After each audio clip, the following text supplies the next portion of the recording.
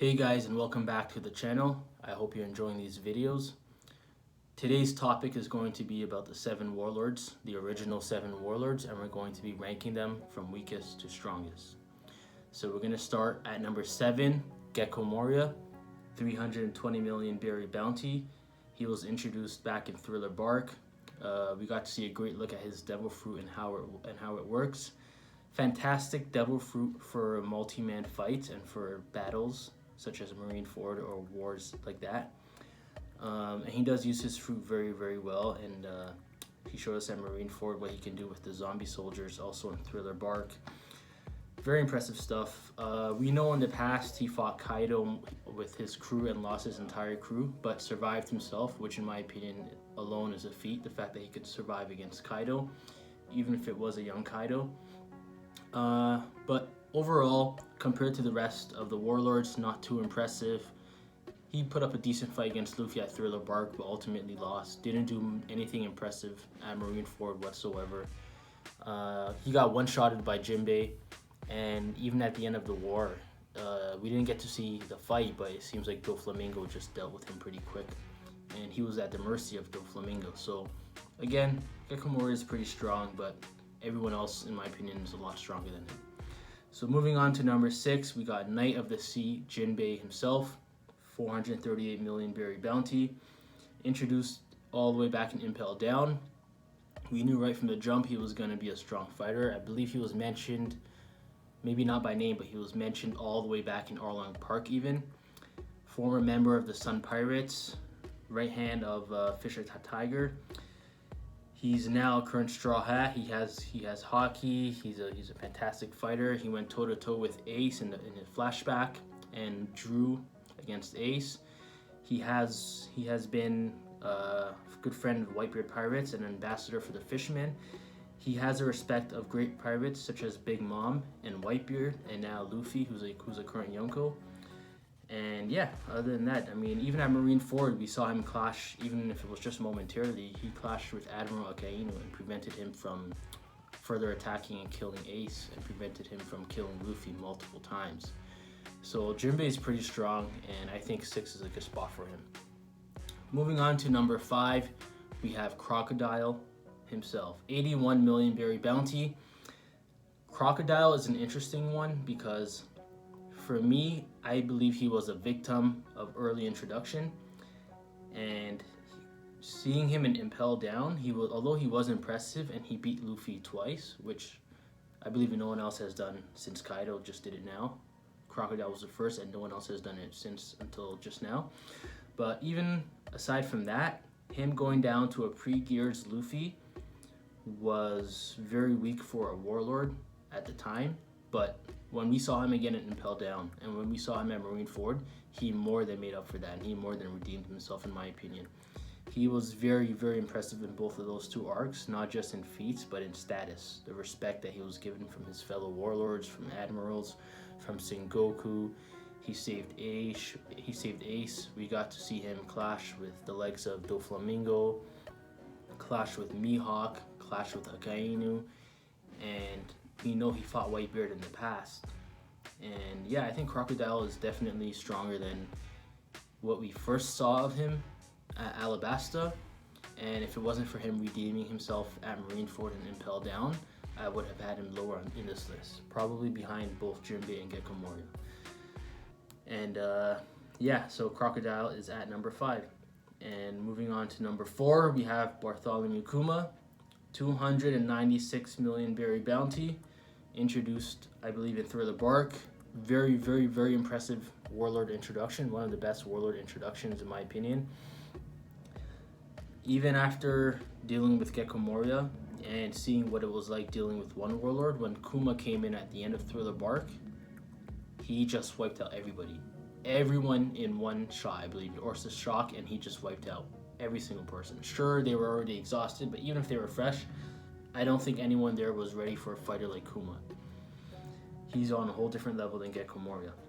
Sabaody, we got to see how impressive he was, and even the pacifistas, his replicas in Sabaody, were strong enough to hold back Kid, Law, Luffy, all the Straw Hat Pirates, everyone.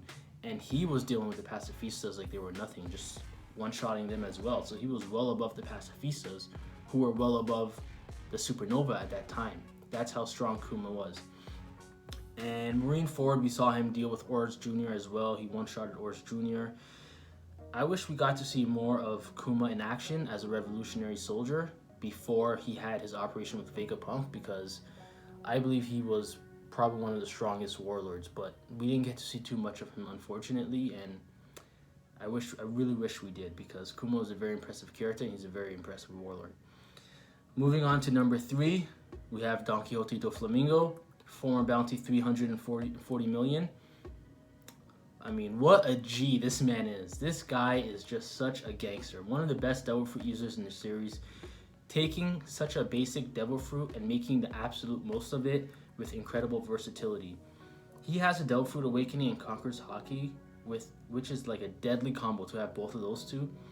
He doesn't seem to fear any of the admirals. He seems confident about himself when he clashes with these guys. Of course, he will lose to them.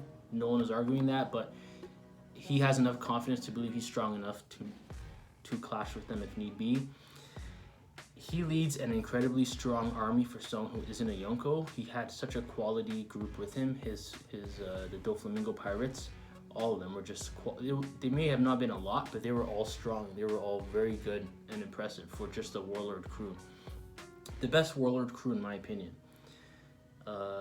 Yeah, he's been amazing. The birdcage, from what we've seen, restitching his organs and controlling others with his Devil Fruit. He's very, very, very good with his Devil Fruit, and the fact that he has Conqueror's Haki as well, Doflamingo is very impressive.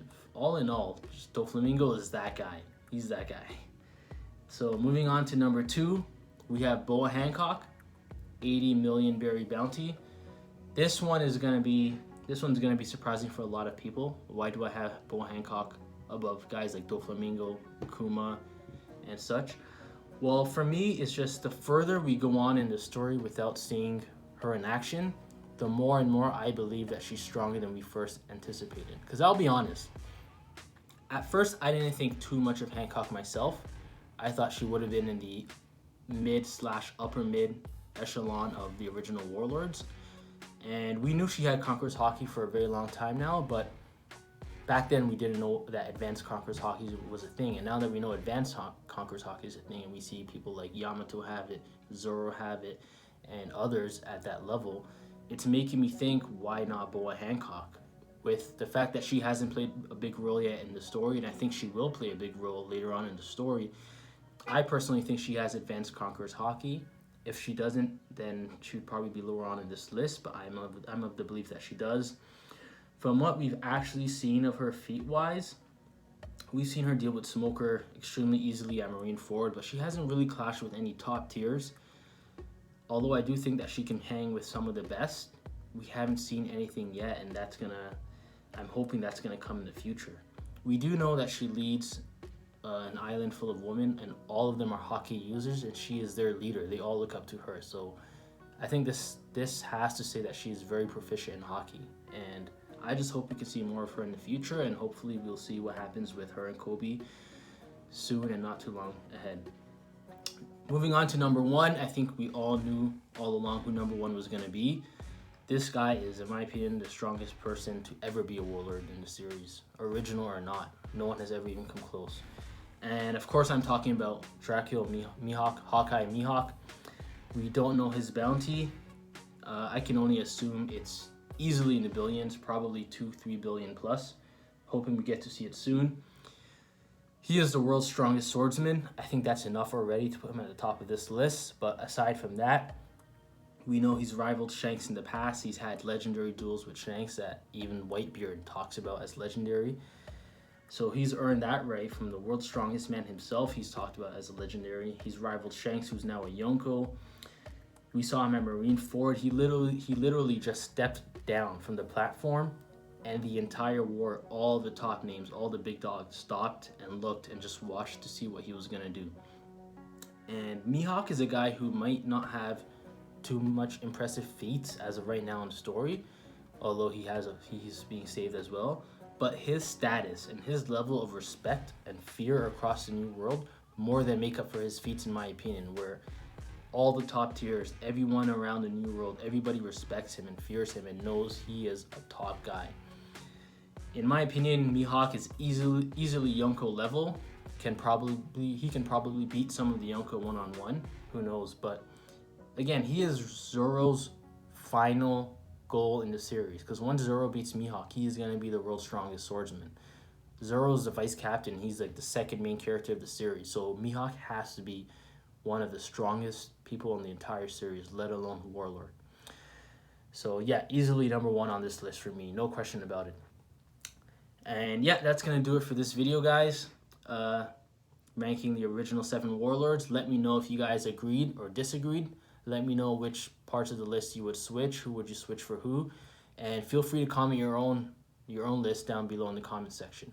If you enjoyed the video, like the video, comment and subscribe. Thanks, guys.